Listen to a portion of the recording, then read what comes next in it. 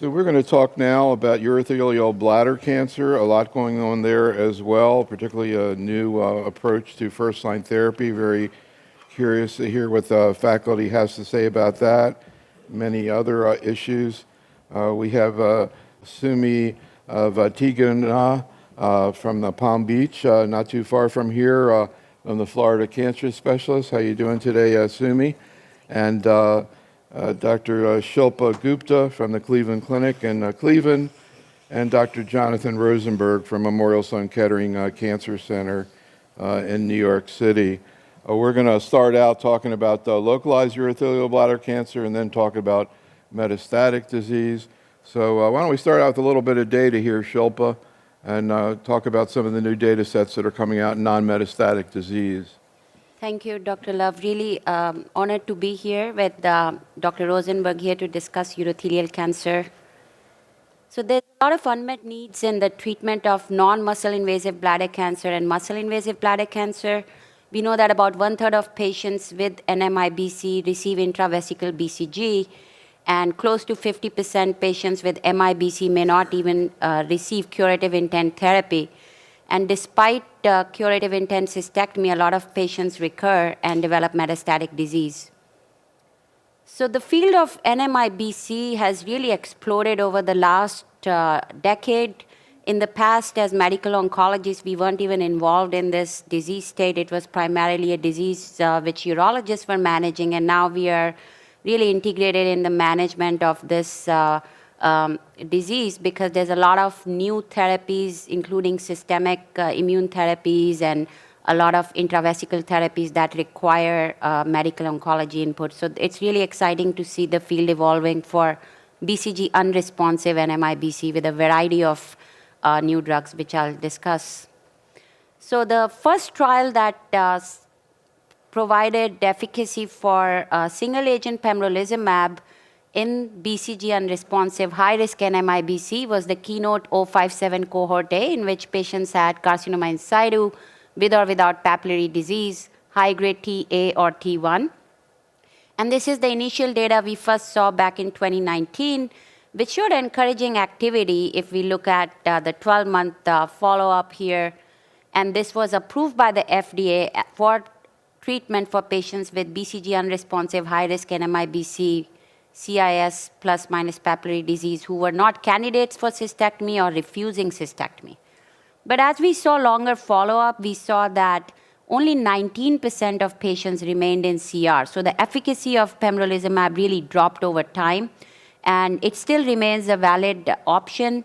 However, we do have better options with higher response rates now, but this has been kind of now the new benchmark for a control arm. And we also saw the cohort B from KEYNOTE-057, where papillary high-risk NMIBC patients also benefited from pembrolizumab. This is now incorporated in the NCCN guidelines only in the US. This is an exciting BCG-naive trial for patients with BCG-naive high-risk NMIBC who were randomized to subcutaneous checkpoint inhibitor, saselinimab, and BCG versus only BCG induction with the immunotherapy, and arm C is just BCG induction and maintenance as standard of care. And we saw the press release that it improved event-free survival in this patient population, and we have not seen the data yet, hopefully at some upcoming meeting. And these are other key phase 3 trials where systemic immunotherapy is being combined with BCG for BCG-naive patients, and we hope to see the data at some point.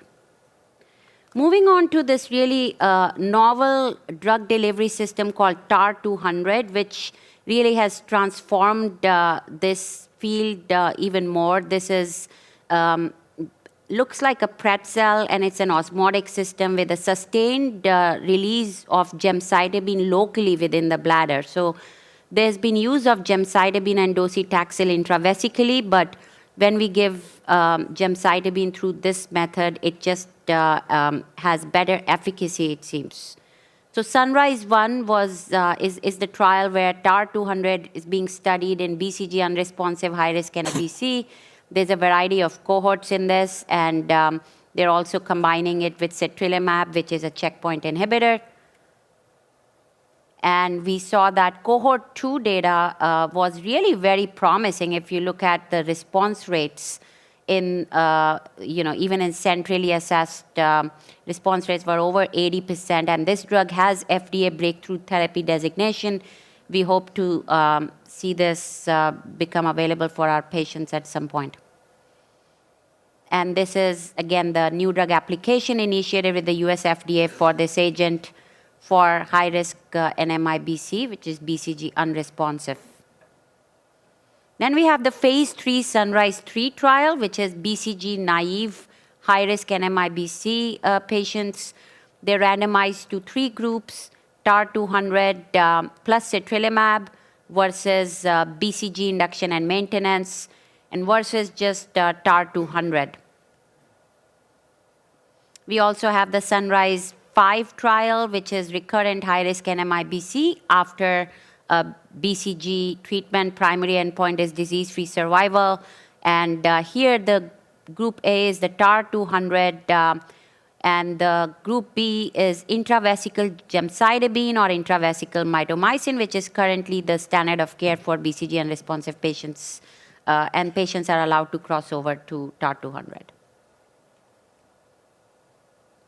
Now, this is a busy slide, not to do cross-trial comparison, but there's a lot of other intravesical therapies that have really shown promising data, and some are available for use in clinic, like nadofaragene and the N803 with BCG, and others were reported from early trials. So the field is rapidly evolving, and we hope to see new developments soon.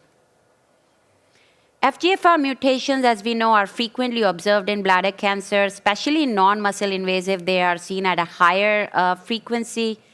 And while systemic erdafitinib was found to be very toxic in patients with FGFR-altered tumors, the TAR-210 is, again, the same technology as TAR-200, but instead of gemcitabine, there's erdafitinib delivery system in this. And in the cohort 1, for patients with FGFR alterations, we saw some remarkable activity here. And again, in the cohort 3, high-risk NMIBC, intermediate-risk NMIBC also, there was pretty remarkable efficacy, as you can see, 100% at 6 months, 89% at 9 months. So the phase 3 trial is called the Moonrise. So all the TAR-210 studies are the Moonrise studies, which we'll continue to see data from. Switching gears to muscle-invasive bladder cancer, it has a high societal burden, with the annual cost of bladder just in the US for bladder cancer care is $5 billion for localized disease. Still a high risk of recurrence despite curative surgery. We know that neoadjuvant cisplatin-based chemotherapy prior to cystectomy improves survival. We've seen this in large phase 3 trials. And long-term, there's an overall survival improvement of 8%. Adjuvant therapy ultimate goal is to improve disease-free survival and overall survival. To date, we don't have a randomized trial setting the standard for adjuvant chemotherapy, but meta-analysis have shown improvement in overall survival. Cisplatin-based chemotherapy, that is. And now we're fortunate to have 3 large trials completed in this space with adjuvant immunotherapy. The IMvigor010 studied adjuvant atezolizumab versus observation. This was a negative study for both DFS and OS. Checkmate 274 studied nivolumab versus placebo. It showed improvement in disease-free survival. Overall survival is trending towards improvement. And the Ambassador study, which led by Dr. Rosenberg and Dr. Paula from the cooperative group, looked at pembrolizumab and observation. We saw disease-free survival improvement, no OS improvement. So this was the negative IMvigor010 study. And the Checkmate 274, as we can see, improved disease-free survival. And we saw the 3-year follow-up data recently, and that continues to improve disease-free survival. And OS is trending in the right direction.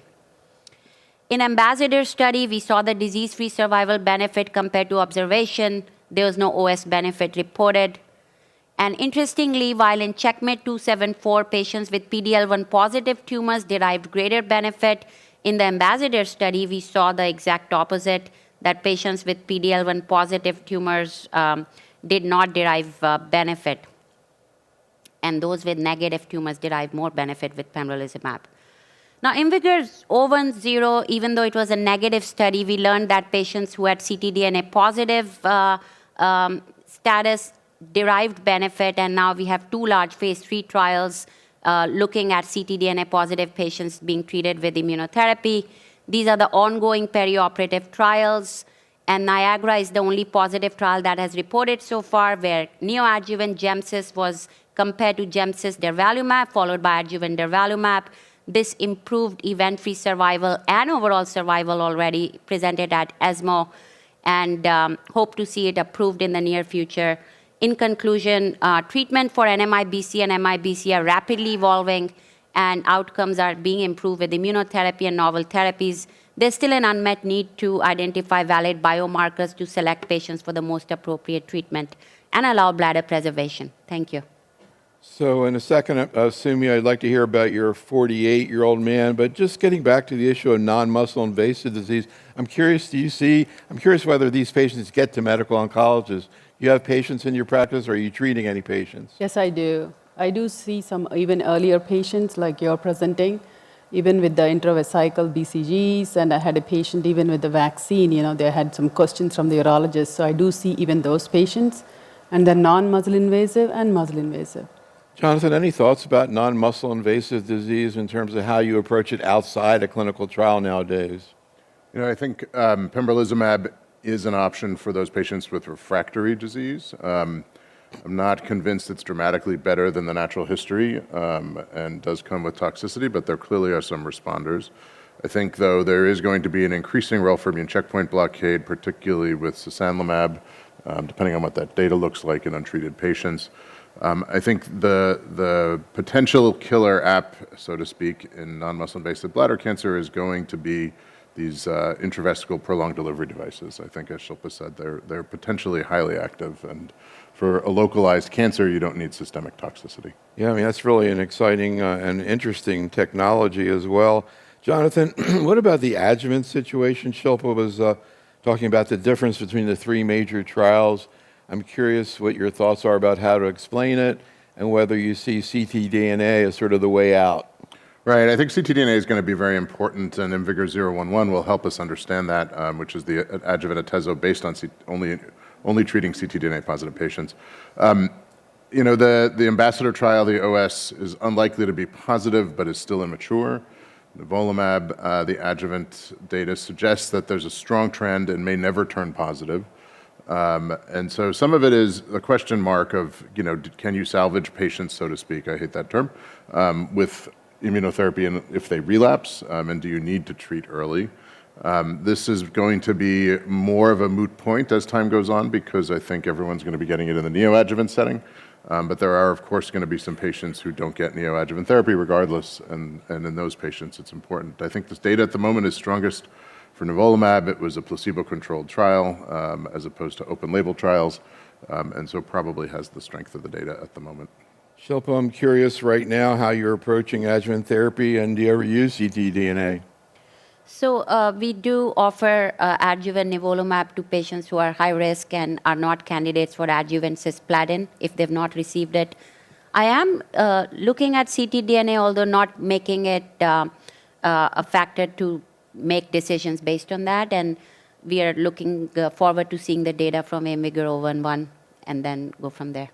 Jonathan, what about the patient who is not a candidate for because of comorbidities of cystectomy or refuses cystectomy? How are you approaching those patients? Yeah, so they're very good patients for chemoradiotherapy, and it's a good option for many patients. I think, there is the optimal candidate for chemoradiation, which is a small solitary tumor without hydronephrosis, without a lot of CIS.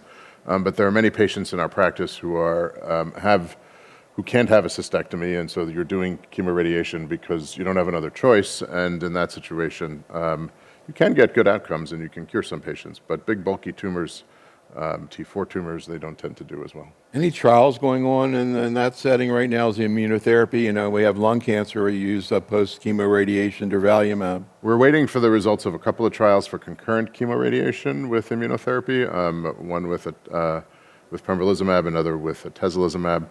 And we'll see that, it may be that the adjuvant portion is the important part, which may be difficult to tease out in the current trials. People are looking to see whether you can give some of these antibody drug conjugates in combination with radiation as a different way of giving chemotherapy during chemoradiation, so that'll be interesting. But right now, we're waiting for the results of the phase 3 trials with immune checkpoint drugs. So one other question, Shilpa, we're going to hear in a second about Sumi's case, but in terms of neoadjuvant therapy, obviously we have some exciting results in the first-line metastatic setting with enfortumab pembrolizumab.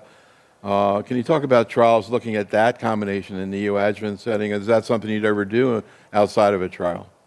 So 2 large trials have been completed. One is EV-Pembro in cisplatin-eligible patients, and one is the EV-Pembro in cisplatin-ineligible patients. So outside of trials, we are not really offering that right now, but I am very hopeful that this regimen may move into the perioperative setting if we see the responses like we saw in the metastatic setting. Jonathan, any thoughts about that? And also tolerability and how this is going to play out in the neoadjuvant setting? I think the concern that I've raised and others have raised is the adjuvant portion, maybe less so with the neoadjuvant portion. The randomized phase 3 trials have been monitored by DSMBs, and they haven't been stopped for excessive toxicity, and so I'm encouraged by that.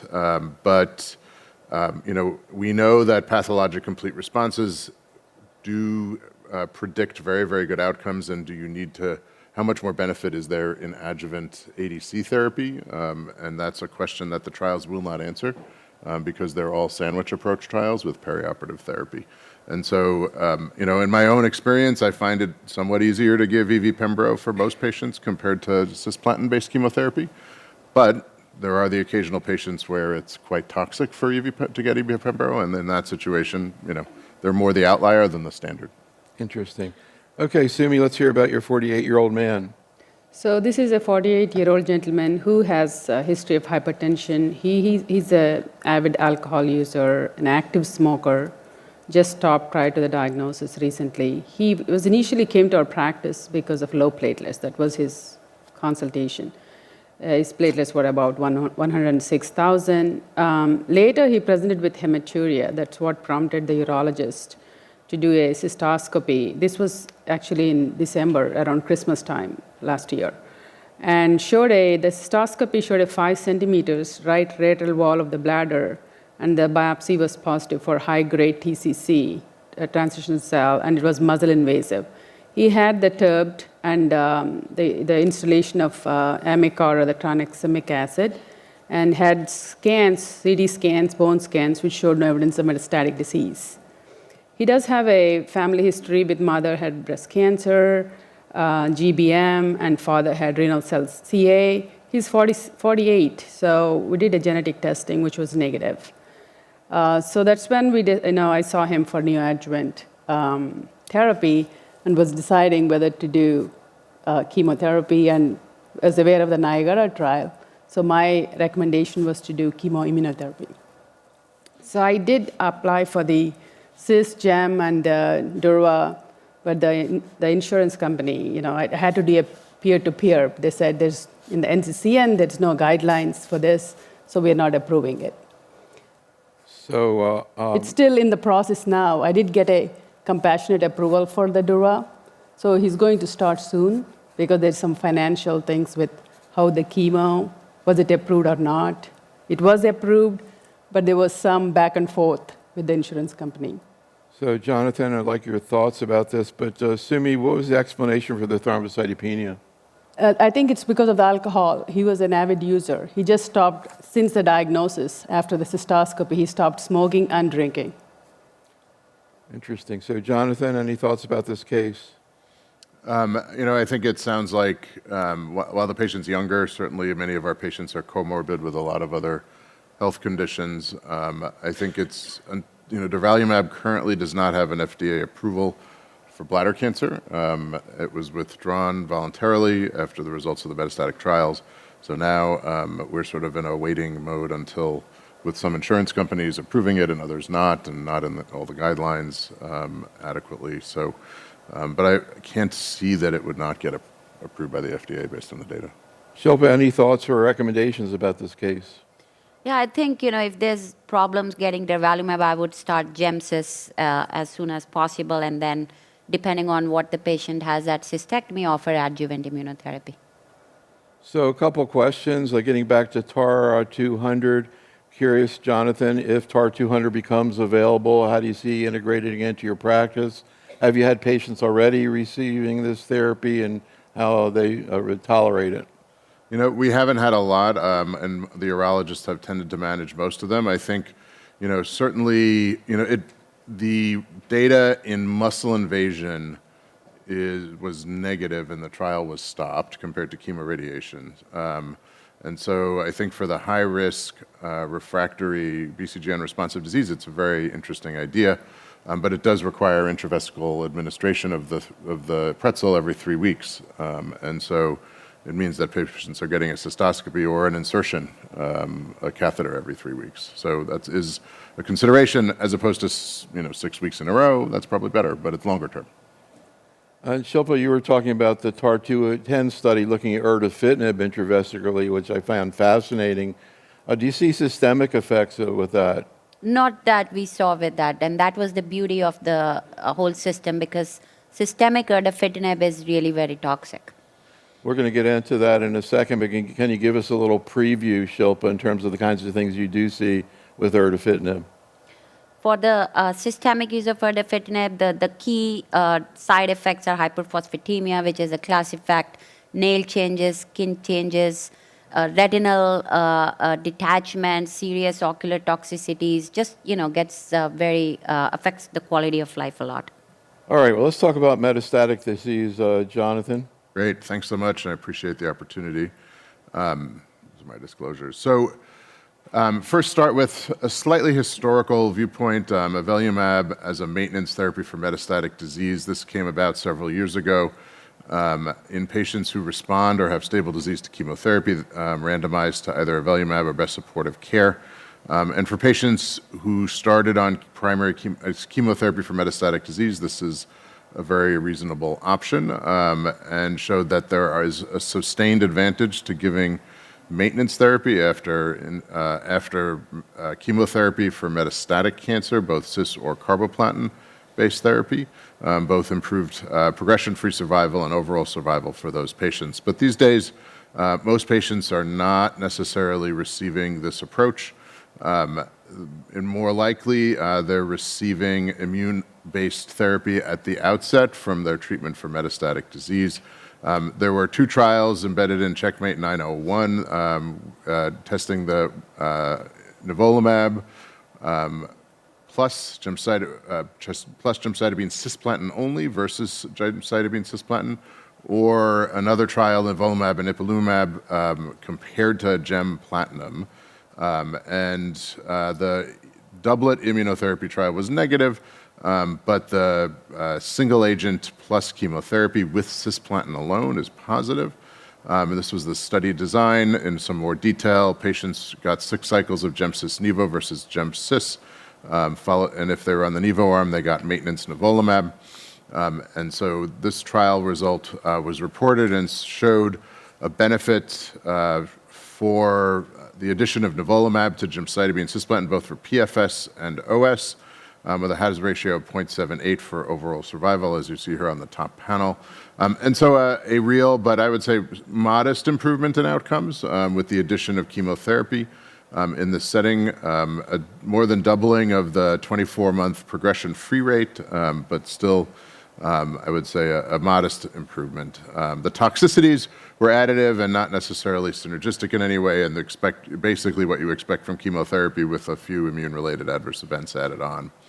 The drug that really changed the field is enfortumab vedotin, which is a Nectin-4-directed antibody-drug conjugate. Nectin-4 is highly expressed in urothelial cancers, and it has been shown in previously treated patients who received prior immune checkpoint blockade and standard platinum-based chemotherapy that improved survival. And this is the third-line trial, third-line or higher trial of EV versus taxane chemotherapy, or vinflunine if you're in Europe, showing a 4-month improvement in median survival in a very refractory population where we hadn't seen improvement in outcomes, with a pretty robust response rate of over 40%. I would say these weren't transformative results, but the first time we really saw results in this multiply refractory patient population. Around the same time, enfortumab was combined with pembrolizumab, immune checkpoint drug, in untreated cisplatin-ineligible metastatic urothelial cancer. These are patients with renal insufficiency or cardiac disease or other comorbidities that make them not good cisplatin candidates, and showed that the response rate was in the 60s to low 70s.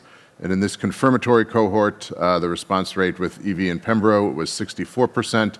EV monotherapy did well, but not as well, 45% response rate, really showing that the combination there really is, there's there. And this was the first studies that demonstrated the real benefits of this. And this led to EV302, which is the randomized phase 3 clinical trial, testing the combination of enfortumab and pembrolizumab compared to gemcitabine and platinum chemotherapy, either cis or carbo, randomized trial, 6 cycles of chemotherapy versus up to 2 years of pembro and as much EV as the patient could tolerate and the doctor wanted to give, and had dual primary endpoints, both progression-free survival and overall survival.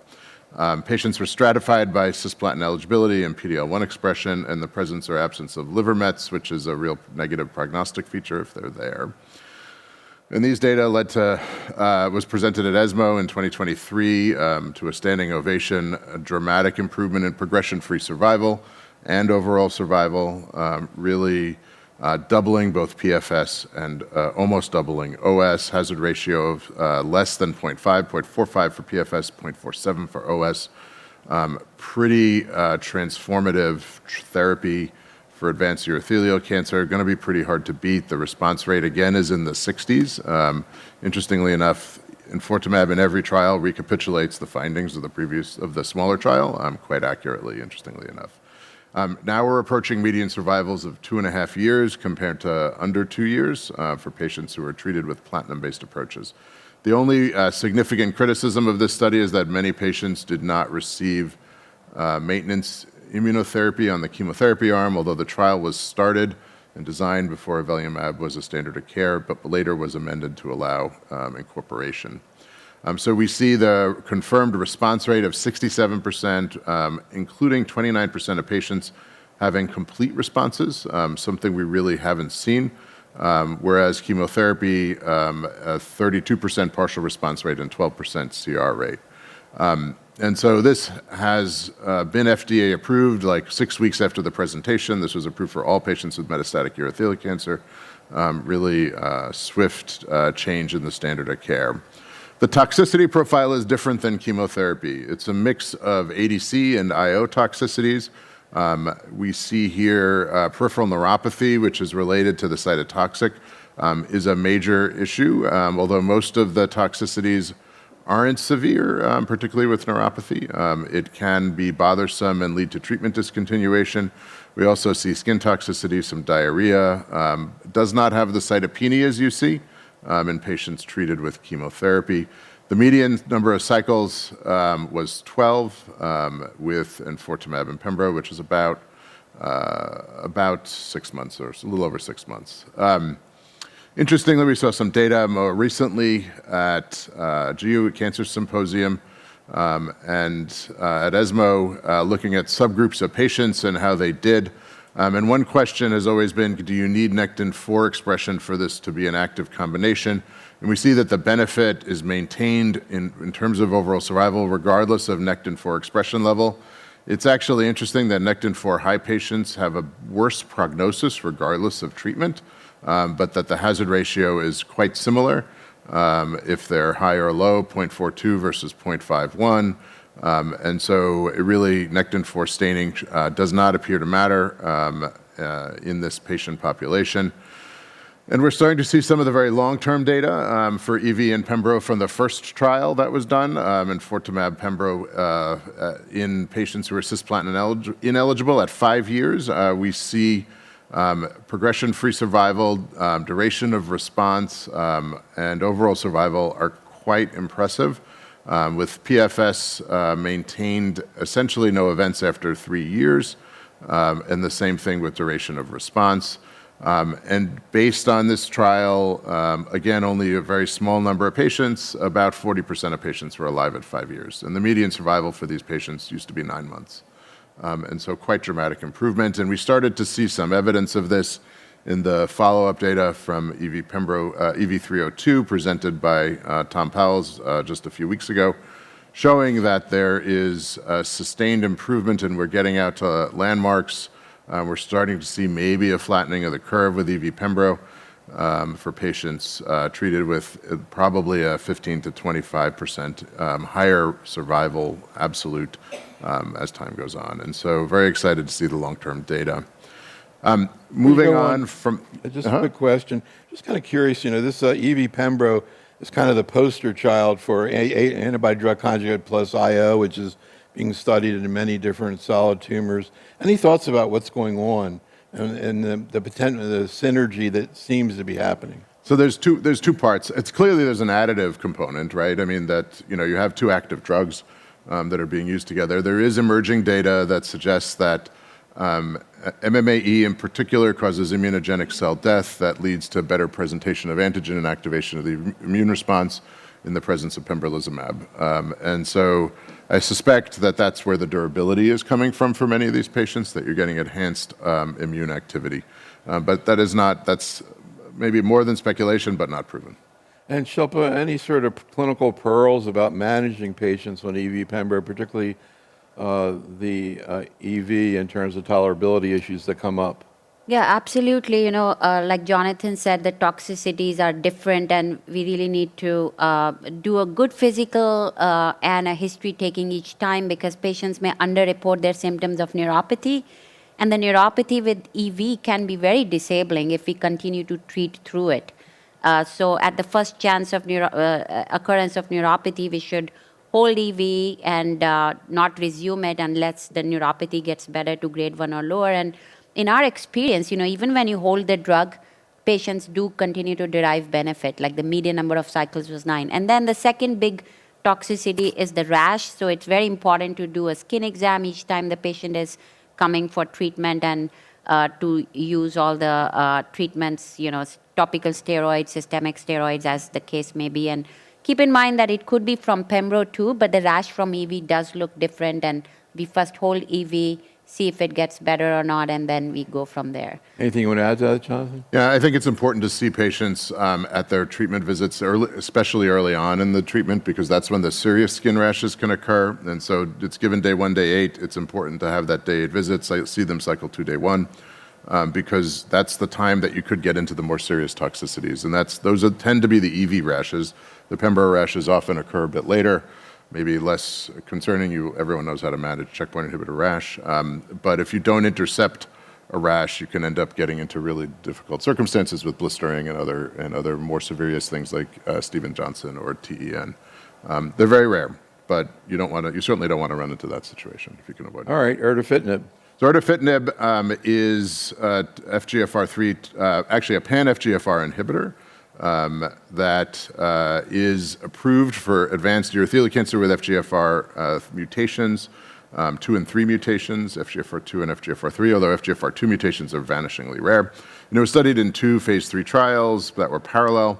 One is in patients who received prior checkpoint, which was cohort 1, and cohort 2 was patients who hadn't received a prior checkpoint and randomized against pembrolizumab. The first trial, they randomized against taxane chemotherapy. And the primary endpoint was overall survival. And the 2 studies read out. Cohort 1, erdafitinib did improve survival compared to taxane or vinflunine in these IO-experienced patients. And in cohort 2, compared to pembrolizumab, it did not improve survival. And we saw that at the end of the day, pembrolizumab looked just as good, if not a little better. And so for patients who are post-EV-Pembro, post-platinum, post-immunotherapy, erdafitinib does have improved outcomes, but the toxicity profile is not trivial. It's not necessarily dangerous toxicities, but it's quality of life effects on the patient. with mucositis, dry mouth, dysgeusia, skin and nail toxicity. The skin toxicity is usually manageable. The nail toxicity causes a lot of onycholysis. And then there is ocular toxicity, as Dr. Gupta had mentioned, and so it does require ophthalmologic monitoring. Hyperphosphatemia occurs and is an on-target toxicity with FGFR1 inhibition. There is a dose titration to go up from 8 to 9 milligrams if you don't have some, if your phosphate level hasn't gone up. I think it is not that tolerable, but still you can do that to go up to the higher dose. It is the first targeted therapy for a TKI approved for advanced bladder cancer. There are some interesting drugs that are being tested in investigational contexts. This is initial results of 2 FGFR3 selective inhibitors. Medicinal chemistry has gotten really good and can deal with the subtle differences between FGFR1, 2, and 3 binding pockets. And so LOXO-435 and TARA-300 are both FGFR3 selective TKIs. On the left, you see the waterfall plot from LOXO-435 presented by my colleague Gopa Iyer just a couple of weeks ago. At doses at 200 milligrams or above, they left out the low-dose patients. And on the right, you see the results from TARA-300, which includes a broader patient population treated in their trial, including the lower doses, primarily on the left. And we are starting to see really good activity, and interestingly, much less of the mucocutaneous toxicities, although you do still see some diarrhea. And so I'm very excited to see where these drugs go, whether they have a role in early disease versus later disease in combination with other therapies. Very exciting times for that. Before you get into yeah. that, just before we get off of erdafitinib, first of all, Sumi, I'm curious, have you given erdafitinib? No, I haven't. Not for bladder. I have given for biliary tract cancer. Right. Yeah, it's amazing how often we talk about stuff, and then I talk to a general oncologist and say they've never seen it. So then when you do see it, you got to deal with the issues. We were talking about this yesterday with a biliary session.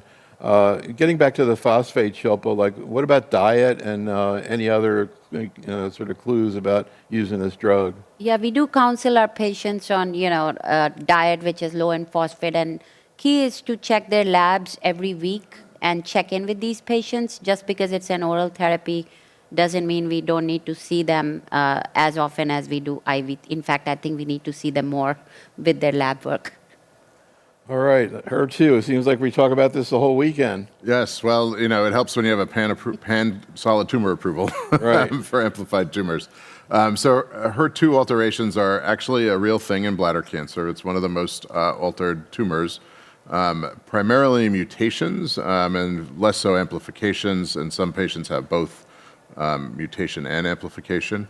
Up to about 25% have high-level overexpression, and maybe even up to 50% have some expression of HER2, depending on the series you look at. And so it's a very interesting therapeutic target. This is the data from Destiny Pan-Tumor-02 in the bladder cohort, showing that overall the response rate was 39 patients, and if you had HER2 3+, it was over 50%, and still respectable if you were 2+, at 35%. And the time to event outcomes that have been reported look very similar for PFS and OS, regardless of IHC status, interestingly enough. And so 7 months PFS roughly and 13 months overall survival. Again, these tend to be refractory patients who progressed on immunotherapy and other prior cytotoxic approaches. So this is an option for patients with 3+ outside of a trial. And we do use it. You have to watch the usual trastuzumab deruxtecan toxicities, particularly pneumonitis. Before you go on, let's keep on that for a second, because Albina here I guess has a patient with an ERBB2 mutation, but the HER2's 1+. What do we know about HER2, the TDXD? I know this has been looked at outside of breast cancer, or lung cancer, really, because that's where it's used most. So the mutation spectrum in lung cancer is different than in bladder cancer. And so I'm not sure that it depends on the mutation. If it's one of the lung cancer mutations that leads to internalization, then maybe it's a great option for the patient. But if it's not, the mutation itself may not sensitize. There are studies going on for HER2 low with mutations. I don't remember if we've seen results for that, but certainly it's interesting. There may be other better approaches, and there are some trials for TKIs targeting HER2 that are sort of third generation, not just tucatinib, but things that are newer that might be better options. And I'm curious, you know, I know it's very anecdotal, but to me, this is the way I started hearing about HER2 low in breast cancer, when I started hearing about cases where people had clearly had great responses. Have you seen any good responses to TDXD in bladder cancer? I have. I mean, I had one patient on the Destiny trial that was on for 2.5 years, and really did incredibly well. I've had others that have gotten 9, 12 months out of it so far. I think there's other ADCs that are targeting HER2 that are also very interesting in bladder cancer. One of them, which is on my next slide, is disitamab vedotin, which Right. is an MMAE-based ADC, which makes it a little difficult to give after enfortumab, and maybe it's a treatment for selected populations as frontline therapy, but similarly active to EV in HER2 high patients. If you had a patient who had run out of options and was HER2 1 or 2 plus, if you could, would you try TDXD? I would, if I could get it, I would try it, particularly 2 plus. I think what we're seeing though with at least disitamab vedotin, where this has been explored a little more, not in the U.S. but in China, that there's a lot of activity of that agent in HER2 1 and 2 plus. Also, getting back to the practical issues, again, we talked about this in breast cancer, but I'm always curious to compare outside of breast cancer, where you all have less experience with TDXD. In breast cancer, they're very aggressive about anti-emesis. They use delayed olanzapine in some cases. I'm curious what you've seen in bladder cancer. Also, in breast cancer, very aggressive about looking for ILD. They get scans every 9 weeks if they can, in addition to clinical assessment. What about bladder cancer? We're not getting scans. We're getting scans every 9 weeks because it's an aggressive cancer, so we're looking to see response. But I don't use as. I've started using more antiemetic prophylaxis simply because our breast colleagues do, but I haven't noticed that it's been different, to be honest. All right, let's talk about some other HER2 agents.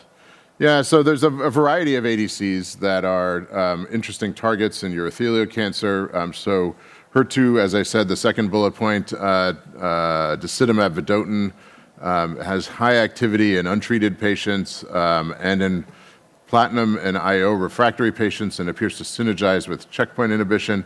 But in a world where enfortumab vedotin has been given to everyone, where how it's going to play out is unclear to me. Nectin-4 may not go away with resistance. Patients often have neuropathy that precludes further therapy. And so there are several ADCs that are being looked at with other payloads, topoisomerase payloads. And there are also radiopharmaceuticals that are starting to be getting into the market to test with targeting Nectin-4. And then TROP2 remains a valid and viable target in urothelial cancer, while the phase 3 TROPiCS-04 sacituzumab trial was negative for sacituzumab govitecan in advanced urothelial cancer due to toxicity. Sacituzumab tirumotecan and datopotamab deruxtecan are both being investigated and have activity, and we'll see more from them in the future.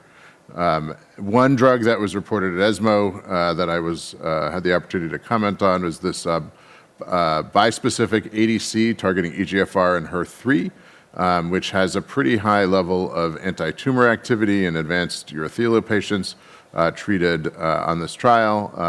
And so these are refractory patients, again, done in China, but we'll see what it's like as it hits us in clinical trials. And there may be larger trials testing this coming up very soon.